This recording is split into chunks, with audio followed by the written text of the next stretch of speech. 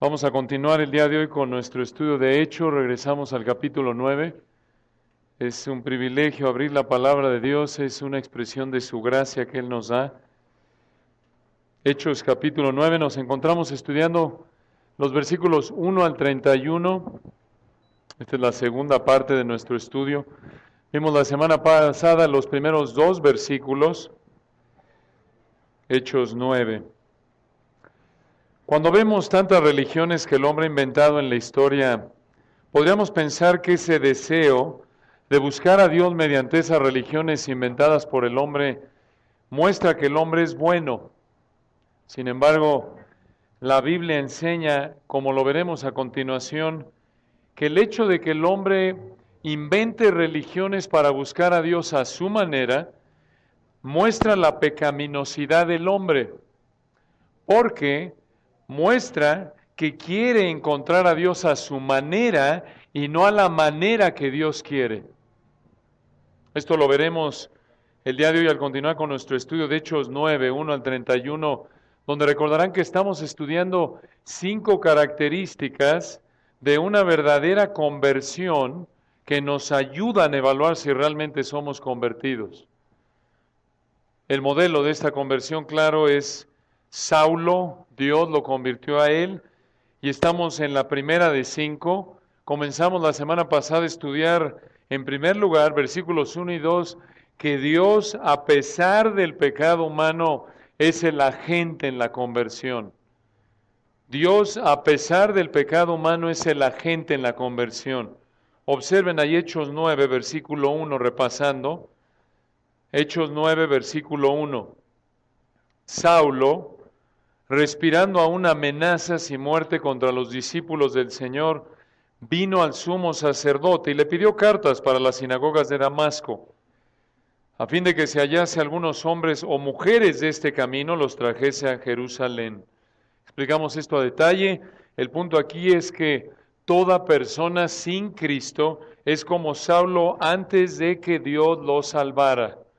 Saulo manifestó su odio a Dios simplemente persiguiendo a la iglesia, y todos somos igual que Saulo, lo explicamos. Saulo era depravado, totalmente depravado por naturaleza, como lo somos todos nosotros. Dijimos, repasando brevemente, que aunque no lo manifestamos de la misma manera o al grado que Saulo lo manifestó, por naturaleza estamos igualmente depravados que Saulo. Y debido a que esta doctrina de la depravación total es tan importante para comprender correctamente este pasaje, estamos repasando brevemente 4 elementos de la doctrina de la depravación total. Recuerden, estudiamos la semana pasada en primer lugar que la depravación total es el término teológico que usamos para explicar o para resumir lo que la Biblia enseña acerca de cómo somos por naturaleza sin Cristo. Y en resumen dijimos que la depravación total se refiere a 2 elementos, ¿recuerdan? En primer lugar, a que el pecado ha contaminado, ¿qué? Toda parte de nuestro ser como humanos, toda parte. Y por lo tanto, en segundo lugar, no podemos agradar, hacer algo por nosotros mismos para hacernos merecedores de la salvación. En otras palabras, no podemos contribuir en nada a nuestra salvación. Pablo mismo lo reconoció, recuerdan en Efesios 2:5 lo vimos, aun estando nosotros muertos en pecados, nos dio vida juntamente con Cristo, y añade, por gracia sois salvos.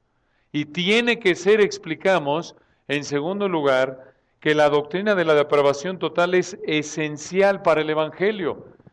Si el pecado ha afectado toda parte de nuestro ser, si no podemos, por lo tanto, contribuir en nada a nuestra salvación, la salvación es únicamente a través de Cristo. Él lo tiene que hacer todo.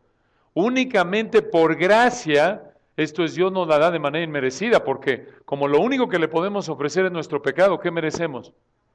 La muerte, juicio. Y por lo tanto, el hecho de que Dios nos dé algo que no es muerte muestra su gracia. Muestra una expresión de amor que no merecemos.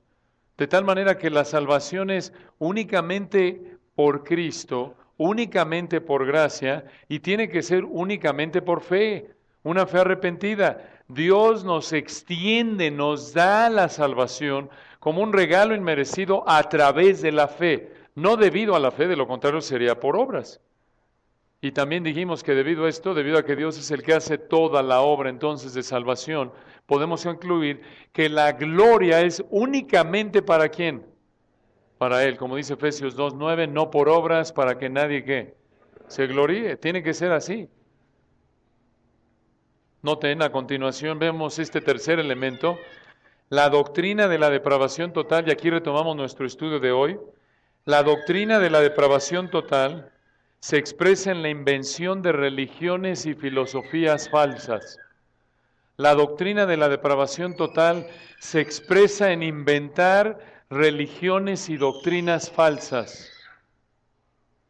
¿No le gustó a la pequeñita esto de la depravación total? Entiendo, a mí tampoco me gusta. Creo que a ustedes tampoco les gusta. Esa pecaminosidad se expresa en odio hacia Dios al no buscar a Dios como Dios quiere que lo busquemos.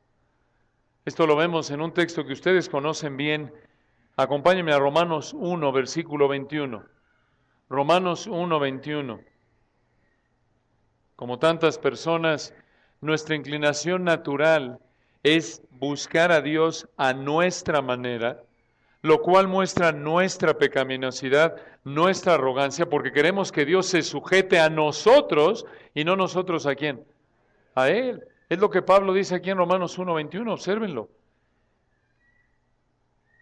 Pablo, recuerden, el que encontramos en Hechos 9 siendo convertido por el Señor, nos dice Romanos 1:21, habiendo conocido a Dios, esto es, mediante la creación, sabiendo el ser humano que Dios existe, mediante su revelación general en la creación y la conciencia, habiendo conocido a Dios, no le glorificaron como a Dios ni le dieron gracias, sino que se envanecieron en sus razonamientos, noten su orgullo, y su necio corazón fue entenebrecido.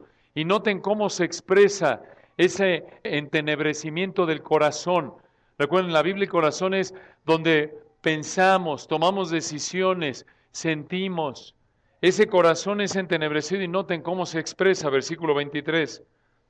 Y cambiaron la gloria del Dios incorruptible en semejanza de imagen de hombre corruptible, de aves, de cuadrúpedos y de reptiles. ¿Qué quiere decir esa última frase?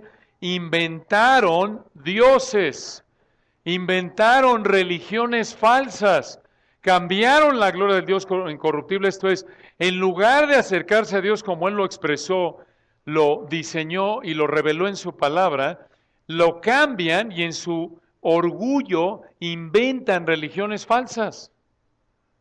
Esto es idolatría. El no acercarte a Dios como Él lo establece es idolatría. ¿Cuál es la única manera, de acuerdo con las Escrituras, de acercarte a Dios?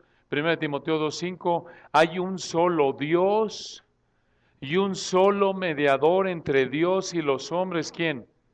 Jesucristo hombre. Es la única manera. Si no vienes a Dios con una fe arrepentida en el Dios hombre perfecto que murió en la cruz, y después de ser sepultado por 3 días resucitó, mostrando que al haber muerto pagó el castigo del pecado y el Padre quedó satisfecho con su sacrificio. Si vienes de otra manera a Cristo, entonces a Dios eres un idólatra.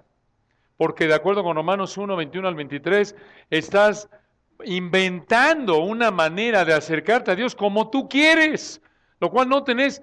Es el colmo de la arrogancia, ¿no es cierto?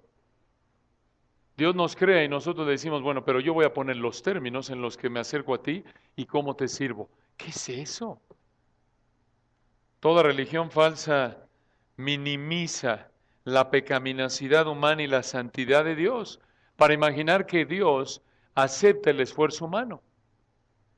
Esto encierra toda religión que rechaza al Señor Jesús, escuchen, como el único medio de salvación, por fe únicamente, por gracia únicamente, y escuchen esto, inclusive el judaísmo de la época de nuestro Señor y de nuestra época está encerrada en esta está englobada en esta categoría de religión falsa. ¿Por qué? Permítanme darles un ejemplo. La ley en el Antiguo Testamento, que se resume en los 10 mandamientos, aunque prácticamente cubre el Pentateuco, y en particular a partir de Éxodo 19 en adelante, la ley fue dada con 3 propósitos en mente. Dios le dio a los judíos la ley para cumplir 3 propósitos. En primer lugar, para mostrar su santidad. La ley es dada en primer lugar para mostrar la santidad de Dios. Esto lo vemos ahí en el Salmo 19:7, por ejemplo. La ley de Jehová es perfecta, que convierte el alma. La perfección de la ley expresa la perfección de su dador, de su autor. Y Pablo mismo lo reconoce. Si me acompañan ahí adelante en Romanos 7, observen. Romanos 7, versículos 12, 14 y 16. Romanos 7, versículo 12. Noten lo que dice Pablo aquí de la ley. Romanos 7, 12. De manera que la ley a la verdad es santa, y el mandamiento santo, justo y bueno. ¿Por qué? Porque ¿quién le lo dio? El único que es santo, justo y bueno, Dios. Versículo 14, porque sabemos que la ley es espiritual. Versículo 16, y si lo que no quiero esto hago, apruebo que la ley es ¿qué? Buena. Entonces la ley en primer lugar fue dada por Dios para mostrar la santidad de Dios, su estándar perfecto, su estándar de moralidad, de perfección, de estar totalmente apartado del pecado. En segundo lugar, cuando ves la ley, ves tu pecado. Y esta es una segunda razón por la que Dios dio la ley, para mostrar nuestro pecado, para mostrar nuestro pecado. Véanlo allí en Romanos 3, versículo 20. Romanos 3, 20. Romanos 3, 20, Pablo, después de que en ese conocido pasaje del 1 al 19 prácticamente condena, presenta cómo desde el Antiguo Testamento Dios afirma la depravación total del ser humano. Desde el 3:10 no hay justo ni a un uno, etcétera, recuerdan. Y hasta el 18 no hay temor de Dios delante de sus ojos. Y concluye en Romanos 3:20, ya que por las obras de la ley ningún ser humano será justificado delante de él. ¿Por qué? Porque por medio de la ley es el conocimiento del pecado. Este es un segundo propósito de la ley. Digo, obsérvenlo en Éxodo, por un momento acompáñenme atrás, Éxodo 20.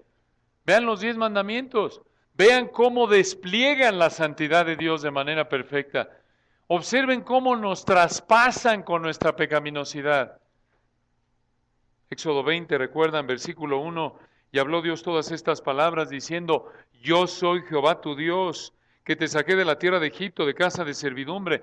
Y noten cómo, conforme leemos cada uno de los 10 mandamientos, vemos que el ser humano tiende a ser por naturaleza lo opuesto, aún como cristianos. Aunque Dios ya transformó nuestra naturaleza, nos dio vida en Cristo, nos dio al Espíritu de Dios que mora en nosotros, todavía tenemos el hábito, la tendencia, debido a los deseos pecaminosos que todavía residen en nosotros, a hacer exactamente lo opuesto de lo que dice Dios.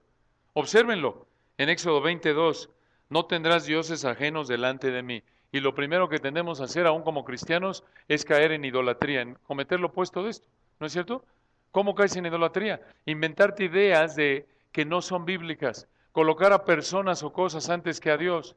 Tu trabajo, vives más para tu trabajo que para Dios. Vives más para el dinero que para Dios. Eso es idolatría. Exactamente lo opuesto que esto dice. Versículo 4, no te harás imagen ni ninguna semejanza de lo que esté arriba en el cielo, ni abajo en la tierra, ni en las aguas debajo de la tierra. No te inclinarás a ellas, versículo 5, ni las honrarás porque yo soy Jehová tu Dios fuerte, celoso, que visito la maldad de los padres sobre los hijos hasta la tercera y cuarta generación de los que me aborrecen, y hago misericordia a millares a los que me aman y guardan mis mandamientos. Versículo 7, no tomarás el nombre de Jehová tu Dios en vano, porque no dará por inocente Jehová el que tomare su nombre en vano. Versículo 8, acuérdate del día de reposo para santificarlo. Por cierto, de todos los 10 mandamientos, este es el único que se anula en el Nuevo Testamento en Colosenses 2, 16 y 17, el del día de reposo. Los otros 9 son reiterados en el Nuevo Testamento y por lo tanto debemos cumplirlos como cristianos. No con la intención de ganarnos la salvación, porque ya vimos, por las obras de la ley ningún ser humano será justificado delante de él, sino para expresar, es una manera de expresar nuestro amor a Dios, es una manera de expresar nuestra obediencia a Dios, nuestro amor mediante la obediencia. Noten el que sigue, versículo 11, 12. Por cierto, vean el versículo 9, aunque no se aplica a nuestra época. 6 días trabajarás y harás toda tu obra, de nuevo bajo el pacto mosaico. Mas el séptimo día es reposo para Jehová tu Dios, en Éxodo 20:10. No hagas en él obra alguna, tú, ni tu hijo, ni tu hija, ni tu siervo, ni tu criada, ni tu bestia, ni tu extranjero que está delante de tus puertas. Versículo 11 muestra que Dios creó el universo en 6 días, noten ustedes, de 24 horas literales, no en largas épocas. Observen, versículo 11, porque ¿en cuántos días hizo Dios la creación? En 6 días hizo Jehová los cielos y la tierra. Noten, soy 6 días, no son 6 largas épocas del neoclásico y el no sé qué y demás. Versículo 11, el mar y todas las cosas que en ellos hay, y reposó en el séptimo día, por tanto Jehová bendijo el día de reposo y lo santificó. Versículo 12, honra a tu padre y a tu madre, para que tus días se alarguen en la tierra que Jehová tu Dios te da. ¿Quién de nosotros respeta y remunera económicamente cuando tiene necesidad de manera perfecta a nuestros padres? Ninguno. ¿Ven? Esto nos traspasa. Vemos el estándar de Dios incalzable. ¿Quieres ir al cielo? Muy bien. Guarda esta ley de manera perfecta. O sea, no solo en práctica, sino también en pensamiento. Noten, esto muestra nuestro pecado. Versículo 13, no matarás. Y el Señor dijo, aquí la implicación en el versículo 17 lo veremos, es que no es solo el acto, sino también la actitud. Lo reitera en Mateo 5, ¿recuerdan? El que mata no es solo el que priva pecaminosamente de la vida a alguien, sino el que odia a alguien. ¿Quién en su vida nunca ha odiado a alguien? Nadie, todos, desde que somos pequeños. Ni siquiera nos tienen que enseñar a odiar. Ya lo tenemos. Puedes ser el más amoroso, mostrar a tus hijos amor perfecto, hasta donde pueden ver externamente, y de repente le sale ahí, dices, oye, él ya sacó el cobre mi hijo, ¿de dónde salió eso? Este monstruito. Y ahí se descuenta al hermano, o son mayores y se hacen... Es la misma actitud de homicidio que está atrás del homicidio, ¿no es cierto? Versículo 14, es la misma actitud, por cierto, de que no lo puedo ver ni en pintura, ya lo mataste. Versículo 14, no cometerás adulterio. Externamente, pero también internamente, el Señor lo dijo. Pero yo os digo que si alguno mira a una mujer para codiciarla, ya adulteró con ella en su corazón. ¿Alguien nunca en su vida ha cometido adulterio aún internamente? Nadie. ¿Se dan cuenta? Esto muestra nuestra pecaminosidad. Versículo 15, no hurtarás. No, yo no he robado nunca nada. Ah, no, pero ¿qué tal el deseo de robarle el coche o tener el coche de tal o cual o tener la casa o el vestido de tal o cual? Ya estás hurtando. Versículo 16, no hablarás contra tu prójimo falso testimonio. Mentiras. Aun cuando sea blanquita. La Biblia no tolera la mentira bajo ninguna circunstancia. Dile que no estoy, me salgo de la puerta para que ahora sí no mienta. No, es una ridícula. Estás mintiendo. Y aún a los niños, no les mientas. Estás mintiendo. ¿Se dan cuenta? Bajo ninguna circunstancia la Biblia aprueba la mentira. Va contra la naturaleza de Dios. Atenta contra la naturaleza de Dios. Versículo 17, noten. Y si no fue suficiente, los primeros nos despedaza. Apunta que todos los primeros 9 también apuntan a lo interno. No codiciarás la casa de tu prójimo. Esto ni siquiera lo vas a desear. No codiciarás la mujer de tu prójimo, ni su siervo, ni tu criada, ni su buey, ni su asno, ni cosa alguna de tu prójimo. ¿Quién puede guardar esto? Nadie. Nadie. Y ese es el propósito de la ley. Dios da la ley no solo para mostrar su santidad perfecta, sino también para mostrar que es inalcanzable para nosotros este estándar. Y por lo tanto nos lleva a un tercer propósito, el hecho de que Dios nos dio la ley, le dio la ley desde los judíos. Y es que al ver nuestra pecaminosidad, nos lleva a clamar a Dios porque Él es el que nos, ¿qué? Nos salve. La ley, en tercer lugar, en las palabras de Pablo, nos lleva a Cristo, nos apunta a Cristo, muestra nuestra necesidad de que Dios haga algo para salvarnos de nuestro dilema imposible de resolver por nosotros mismos. Véanlo ahí en Gálatas 3, versículo 24. Gálatas 3, 24. Y yo sé que no hemos llegado a Hechos 9, pero tenemos que entender todo esto de nuevo, porque vamos a entender mejor lo que vemos en Hechos 9. Gálatas 3, versículo 24. Versículo 24, noten. De manera que la ley ha sido nuestro ayo, nuestro tutor, en ese contexto, en el contexto de la época de Pablo. Esta palabra griega que se traduce ayo apuntaba a un esclavo que cuidaba a un niño, lo tenía que cuidar hasta que llegara a un punto en el que ya fuera adulto. Y noten en versículo 24, de manera que la ley ha sido nuestro ayo, nuestro tutor. ¿Para qué? Para llevarnos a Cristo a fin de que fuésemos justificados por la ley. No, por la fe. Entonces, Dios le dio la ley a los judíos para que vieran su santidad, vieran su pecaminosidad como humanos y vieran su necesidad de que alguien tenía que salvarlos. Ellos no podían. ¿Se dan cuenta? Sin embargo, los judíos, en lugar de hacer esto, torcieron la ley, quitándole sus demandas internas, y así pensaban que si alguien la guardaba externamente, se habían ganado la salvación. Por ejemplo, en Mateo 5, recuerdan, en el Sermón del Monte, vemos lo que por siglos enseñaron los judíos, cómo habían apostatado, cómo se habían desviado de la palabra de Dios. Mateo 5, ahí en el Sermón del Monte, y si alguno quiere estudiarlo, los animamos ahí en el boletín, está el estudio los viernes, 7:30 de la noche. Con Héctor Romo, está en un estudio del Sermón del Monte. Ahí lo pueden estudiar a profundidad, versículo a versículo. Si no saben quién es Héctor Romo, les decimos al rato. No le voy a decir que se pare porque está tomando nota, se vaya a distraer entonces. Y luego se enoja. No, noten. Mateo 5:20, noten, este es el versículo clave del Sermón del Monte. Porque os digo que si vuestra justicia, esto es, si tu conformidad a la ley de Dios no fuere mayor que la de los escribas y fariseos, no entraréis en el reino de los cielos. ¿Cómo era la justicia de los escribas y fariseos? Versículo 21. Oísteis que fue dicho a los antiguos. Y esta es una frase que se repite varias veces al Sermón del Monte, que muestra qué era lo que enseñaban tradicionalmente los rabinos. Y noten lo que enseñaban. No matarás, versículo 21. Cualquiera que matare será culpable de juicio. Pero noten, lo hicieron externo nada más. Versículo 22. Pero yo os digo que cualquiera que se enoje contra su hermano será culpable de ¿qué? De juicio. ¿Notan?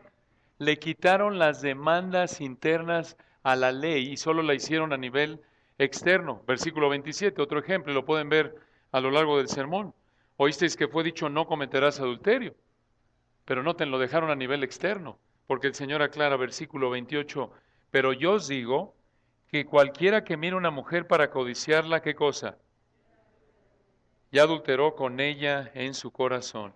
De esta manera, en su sistema, escuchen esto, de religión falsa, suavizaron las demandas de la ley y de esta manera reinventaron la ley de Dios y de esta manera suavizaron las demandas de la ley de Dios para que así fuera alcanzable para ellos el poder, ese requisito para entrar al cielo. Terminaron inventando una religión ¿qué? Falsa. ¿Se dan cuenta? Eso es lo que hace toda religión falsa. Y noten, Pablo mismo lo dice, acompáñenme en Romanos 10:2. Romanos 10:2. Noten lo que dice aquí de sus compatriotas. Y noten, no es que Pablo estaba enojado con ellos. Pablo los amaba, pero él entendía que habían inventado una religión falsa. Véanlo en Romanos 10:1. Hermanos, ciertamente el anhelo de mi corazón, les dice Pablo a los cristianos romanos, y mi oración a Dios por Israel es ¿para qué? Para salvación. Quiero que sean salvos, anhelo que Dios los salve, oro porque Dios los salve. Pero no, y no te dice Pablo, no son salvos, Noten su problema, versículo 2. Porque doy testimonio de que tiene un celo de Dios, pero no conforme a ciencia. Como Pablo en Hechos 9, 1 y 2. Tienen celo de Dios, pero no conforme al conocimiento verdadero. ¿Cómo? Versículo 3. Porque ignorando la justicia de Dios y procurando establecer la suya propia, aquí está el problema, no se han sujetado a ¿qué? A la justicia de Dios. ¿Qué hicieron? Inventaron, rebajaron, hicieron que las demandas de la santidad de Dios no fueran tan elevadas para que fueran alcanzables por la pecaminosidad humana. Y de esta manera terminaron con un Dios inventado, un ídolo de su invención, un sistema de salvación por obras, y realmente los judíos de la época del Señor, de Pablo y de nuestra época, en un sentido están en la misma categoría que los católicos, mormones, musulmanes, cualquier otra religión falsa. ¿Por qué? Porque toda religión falsa inventa requisitos que sean posibles de alcanzar para el hombre, y de esta manera terminan con un Dios inventado, con una santidad inventada y un sistema de salvación por fe o por obras. Por obras. Qué terrible, ¿no es cierto? Terrible. Todas, inclusive las principales escuelas de pensamiento psicológico, niegan esta verdad de que el hombre ha sido afectado en toda parte de su ser, sea Freud, Adler, Skinner, Eli, Rogers, Ackerman, y al negar esta verdad bíblica como toda religión e ideología falsa, negar que el hombre está totalmente afectado por el pecado e incapaz de cambiar por sí mismo, terminas con una religión y filosofía falsa que te condena ¿a dónde? Al infierno. Así es. Todas las religiones falsas, ideologías falsas, afirman que el hombre tiene la capacidad en sí mismo de cambiar. Sin embargo, ¿podemos cambiar por nosotros mismos? ¿Por qué no? Porque el pecado ha afectado toda parte de nuestro ser y no podemos contribuir en nada a nuestra salvación. Obsérvenlo desde el Antiguo Testamento. Véanlo ahí en Génesis. Génesis 6, recuerdan lo que pasó en el diluvio. Obsérvenlo. Cae Adán en Génesis 3 y noten Génesis 5. Génesis 5:3, vivió Adán 130 años, engendró un hijo a su semejanza conforme a su imagen. No solo retenemos la imagen de Dios, aunque distorsionada por el pecado, pero también heredemos la naturaleza pecaminosa. Y se empezó a poblar la tierra, y Génesis 6, versículo 5, recuerdan lo que pasa en el diluvio. Génesis 6, 5, y vio Jehová que la maldad de los hombres era mucha en la tierra, que todo designio de los pensamientos del corazón de ellos era de continuo, ¿qué? Y noten bien el diluvio, Dios salva a 8, pero retienen esa naturaleza pecaminosa, y así lo afirma Dios. Acompáñenme allá adelante a Génesis 8:21. Génesis 8:21.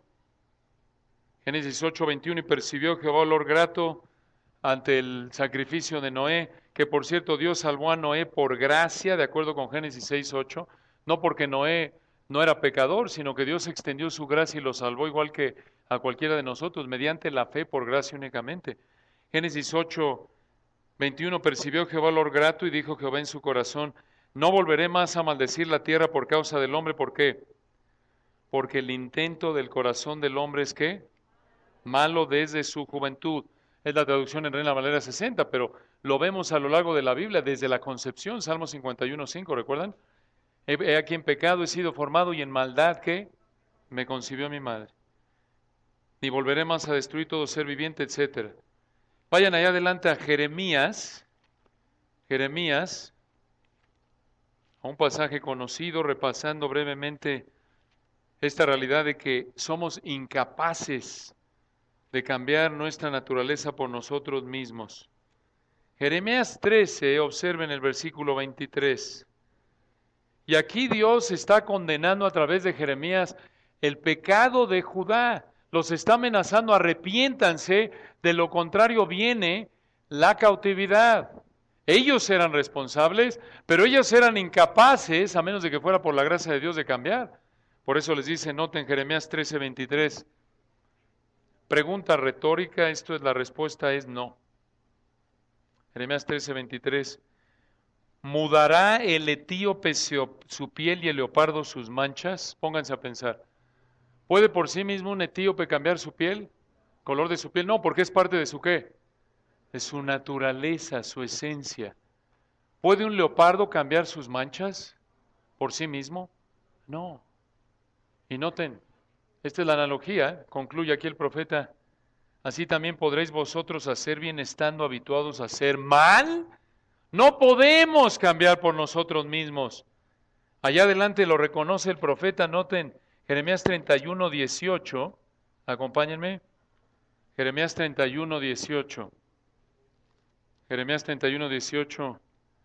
Escuchando he oído a Efraín que se lamentaba. Me azotaste y fui castigado como novillo indómito. Este es novillo rebelde. Conviérteme, es la oración a Dios, y seré convertido porque tú eres Jehová mi Dios.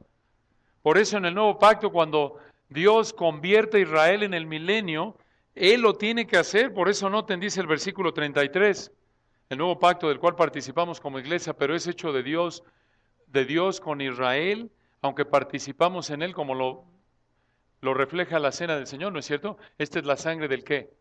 Nuevo pacto. Ya participamos de Él como gentiles, pero en el milenio Dios va a hacer nacer de nuevo a todo Israel, al Israel que esté vivo en ese entonces. Y noten, lo tiene que hacer Dios, Jeremías 31:33.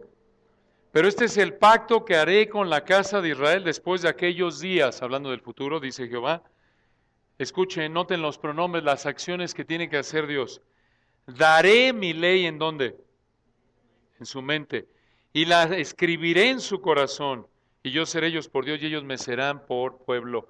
Dios los tiene que regenerar. Dios les tiene que dar su ley en su corazón. Les tiene que dar su Espíritu Santo. Los tiene que hacer nacer de nuevo. ¿Se dan cuenta? ¿Por qué? Porque no podemos por nosotros mismos, porque el pecado ha afectado ¿qué? Toda parte de nuestro ser. Dios lo tiene que hacer. Vayan a Colosenses por un momento. Colosenses 1:13. Colosenses 1:13. Noten de nuevo. Encierran en su Biblia si quieren. Si no les gusta rayar su Biblia como a mí, no la rayen, pero bueno, a algunos de ustedes les gusta. Tienen Biblias, como nos decía un maestro en el seminario, leprosas, blancas, o sea, sin ningún rayón. Pero algunos de ustedes que son más santos y les gusta estudiar en su Biblia, noten los verbos aquí, noten cómo Dios es el sujeto. Hablando del Padre, Colosenses 1:13, el cual, y Pablo se incluye, noten, nos ha ¿qué?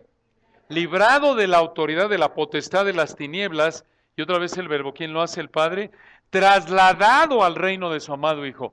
Dios lo tiene que hacer. Somos, por así decirlo, somos esclavos de Satanás, estamos secuestrados por Satanás. Dios nos tiene que liberar. Somos incapaces, lo afirma en Dios, noten en el 2:13, otra vez Pablo, Colosenses 2:13, allá adelante, obsérvenlo de nuevo. Colosenses 2:13.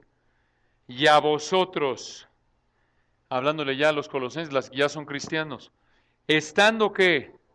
Muertos en pecados y en la incircuncisión de vuestra carne, esto es, no regenerados, siendo incapaces de responder, de cambiar por nosotros mismos, noten el verbo de nuevo, os dio vida juntamente con Él, perdonándoos todos los pecados. ¿Quién nos libra de la potestad de las tinieblas? Dios. ¿Quién nos traslada al reino de su amado Hijo? Dios. Colosenses 2:13.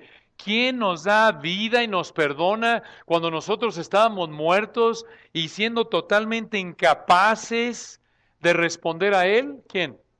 Dios. Noten, por si no fuera suficiente, Tito 3, acompáñenme a este gran texto. Tito 3, versículo 1.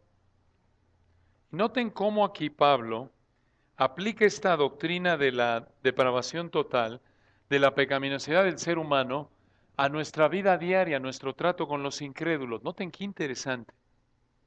Tito 3, versículo 1. Algunos de ustedes dirán, oye, pero ¿cuál es lo práctico aquí? Además de que no me puedo salvar por obras. Véanlo. Profundamente práctico. Tito 3:1. Recuérdales que se sujeten a los gobernantes y autoridades, que obedezcan, que estén dispuestos a toda buena obra, versículo 2, que a nadie difamen, que no sean pendencieros, no estén peleando, no estén calumniando, sino amables, mostrando toda mansedumbre, esto es ser dócil, gentil, amable, con todos los hombres. Y aquí incluye incrédulos.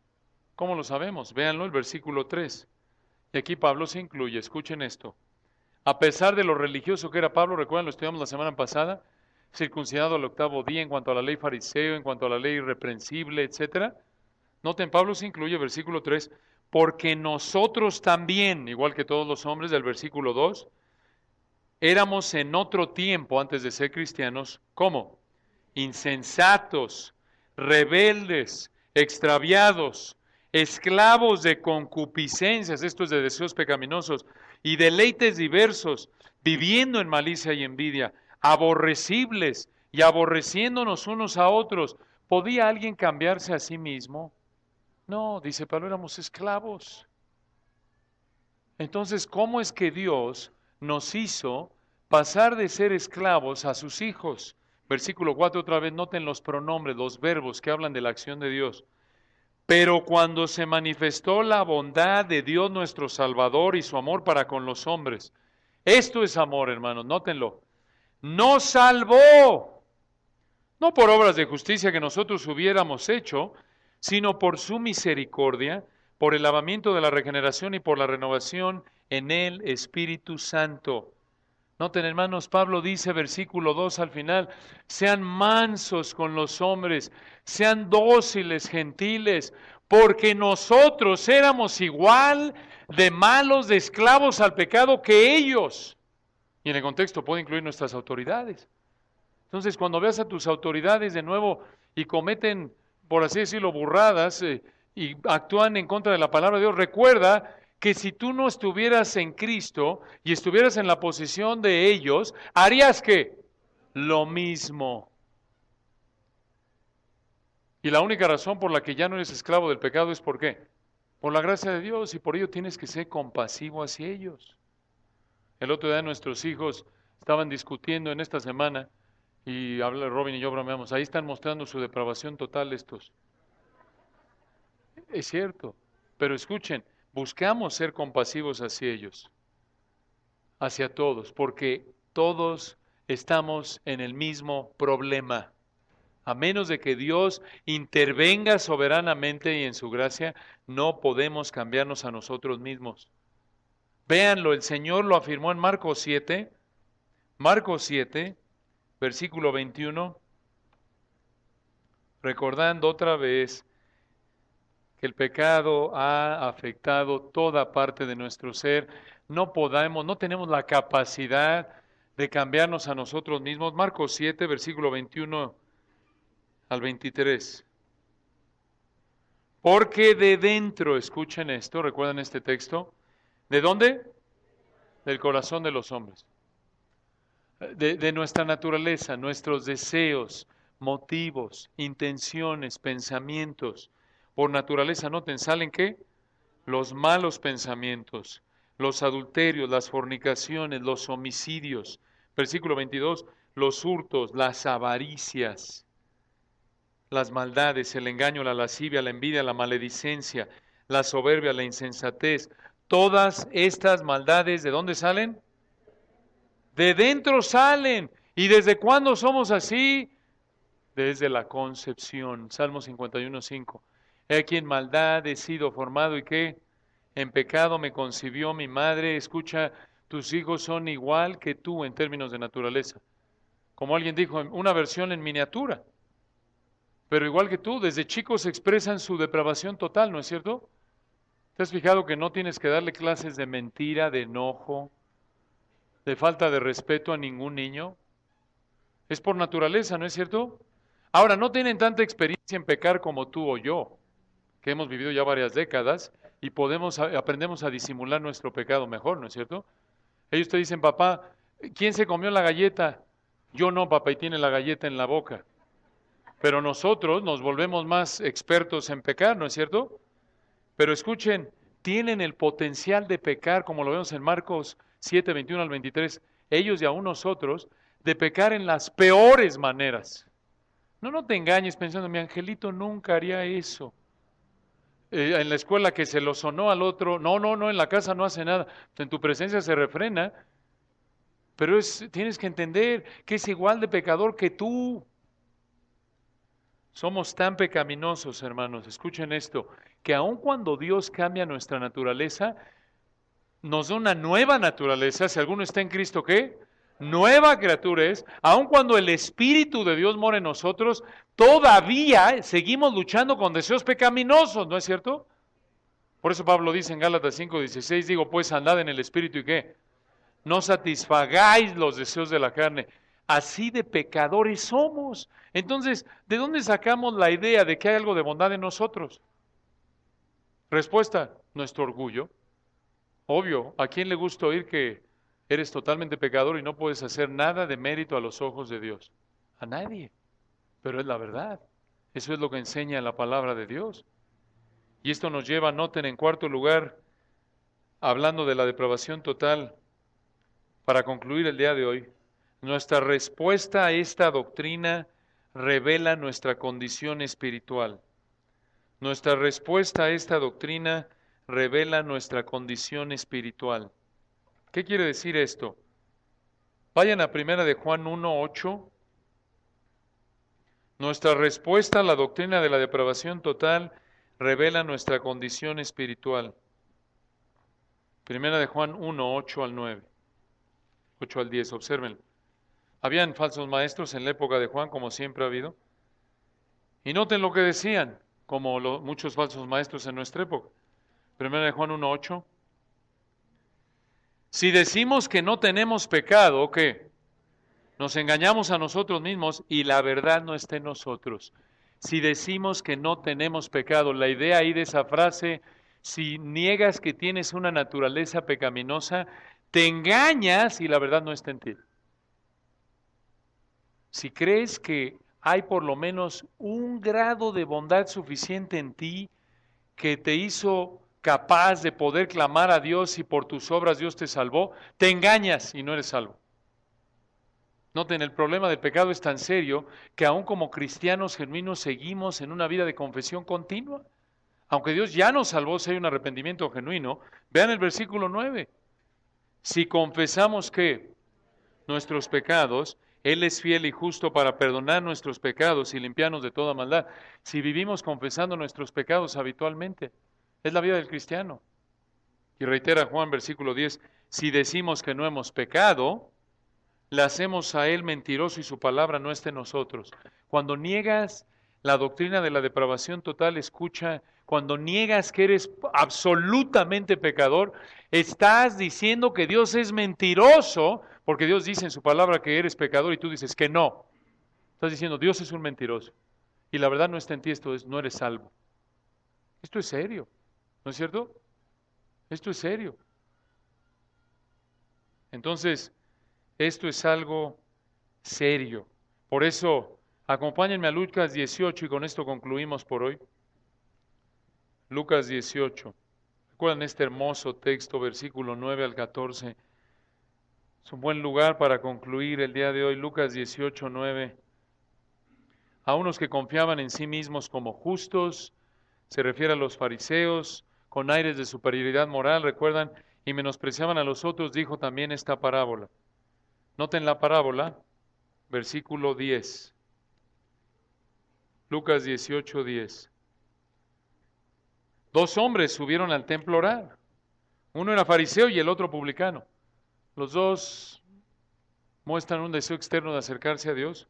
El fariseo, versículo 11, la élite, como era Pablo, ¿recuerdan?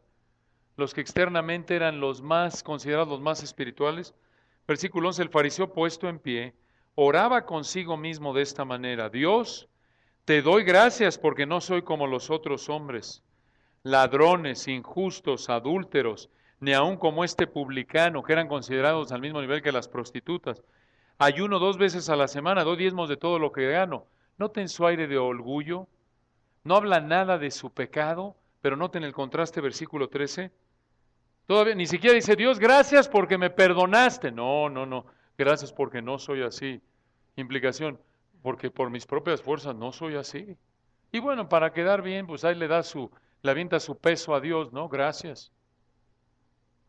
Versículo 14, 13, Lucas 18, 13, mas el publicano estando lejos por su indignidad, ni siquiera, noten, no quería ni aún alzar los ojos al cielo, sino que se golpeaba el pecho diciendo, Dios, sé propicio a mí, en el griego, satisface la ira que mi pecado merece. Dios, satisface tú la ira que mi pecado merece. Sé propicio a mí, ¿qué? Pecador.